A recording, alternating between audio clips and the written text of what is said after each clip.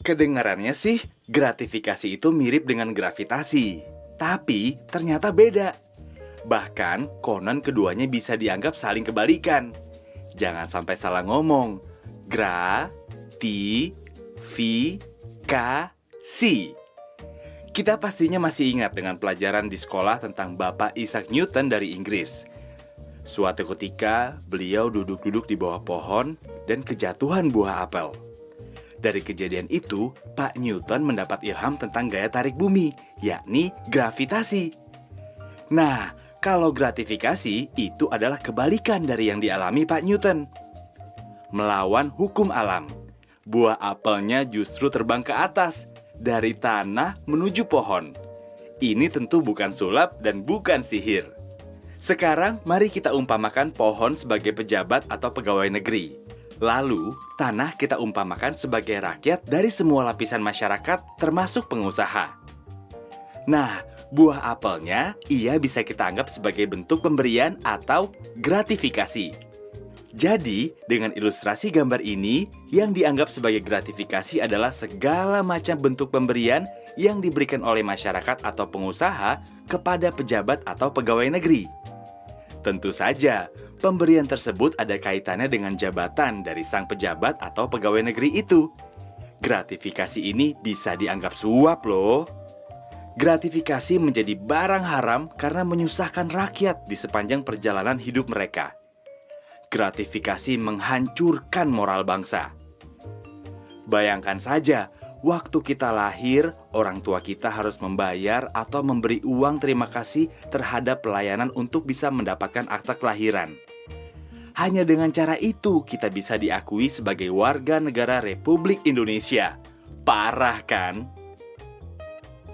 Dan praktek bayar ini, bayar itu, sogok sana, sogok sini terus berlanjut ketika kita masuk sekolah. Saat mencari kerja dan bekerja, kemudian menikah, terus punya anak, hingga saat kita kembali menghadap Tuhan. Iya, sewaktu mengurus surat kematian, pemakaman, dan lain-lain, keluarga kita diharuskan membayar lagi. Parah kan? Di Republik ini, mengurus segala macam izin dan keterangan perlu uang ekstra atau uang pelicin. Mulai dari mengurus akta kelahiran, KTP, SIM, STNK, kartu sosial, domisili, IMB, dan lain sebagainya.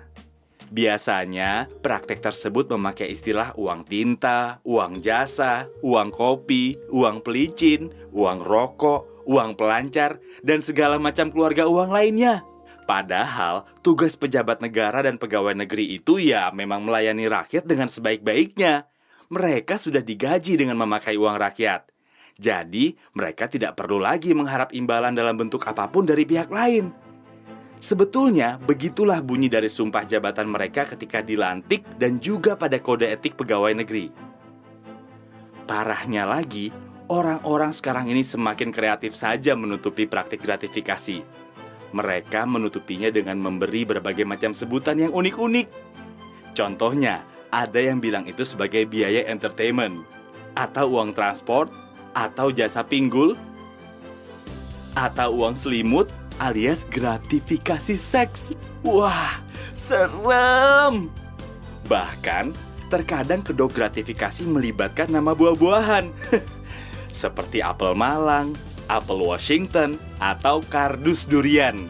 Apapun nama sebutannya dan semanis apapun rasanya, segala bentuk gratifikasi ini harus ditolak dan dihindari. Karena bisa ketagihan kayak narkoba. Nikmat sesaat, sengsara berkepanjangan di penjara. Gratifikasi berbahaya bagi kehidupan berbangsa dan berdampak buruk bagi kita semua karena hak kita jadi tak terlayani dan mahal. Gratifikasi mencederai rasa keadilan kita. Ini ada istilah kerennya loh, yakni high cost economy, atau biasa diterjemahkan sebagai ekonomi biaya tinggi. Karena kita membayar lebih mahal dari seharusnya. Ketika mengurus izin, pengusaha mengeluarkan biaya ekstra untuk memberikan suap atau gratifikasi kepada pegawai negeri atau pejabat negara. Biaya ini tentu dibebankan pada keuangan perusahaan tersebut, sehingga harga barang menjadi lebih mahal. Selain itu, gratifikasi merusak martabat pejabat dan pegawai negeri karena membangun mental pengemis dengan memperjualbelikan kewenangan. Gratifikasi dianggap suap jika penerimanya adalah pegawai negeri atau penyelenggara negara. Sebab, gratifikasi tersebut terkait dengan jabatan dan bertentangan dengan tugas dan kewajiban para pegawai negeri serta penyelenggara negara. Banyak hal bisa kita lakukan untuk membasmi praktik gratifikasi. Sebagai anggota masyarakat, kita harus stop pemberian dalam bentuk apapun kepada pegawai negeri atau penyelenggara negara. Jika kita seorang pengusaha, jangan lagi jadi setan penggoda dengan memberi uang pelicin. Kalau pekerjaan kita sebagai pegawai negeri, jangan sampai menerima gratifikasi dalam setiap pelayanan yang diberikan kepada masyarakat, apalagi meminta. Selain itu, kita semua harus mengawasi dan melaporkan praktek-praktek gratifikasi kepada KPK. Negeri yang indah ini akan semakin nyaman bila mana tidak ada praktek gratifikasi. Sebab, hak masyarakat akan terlayani dengan maksimal dan gratis.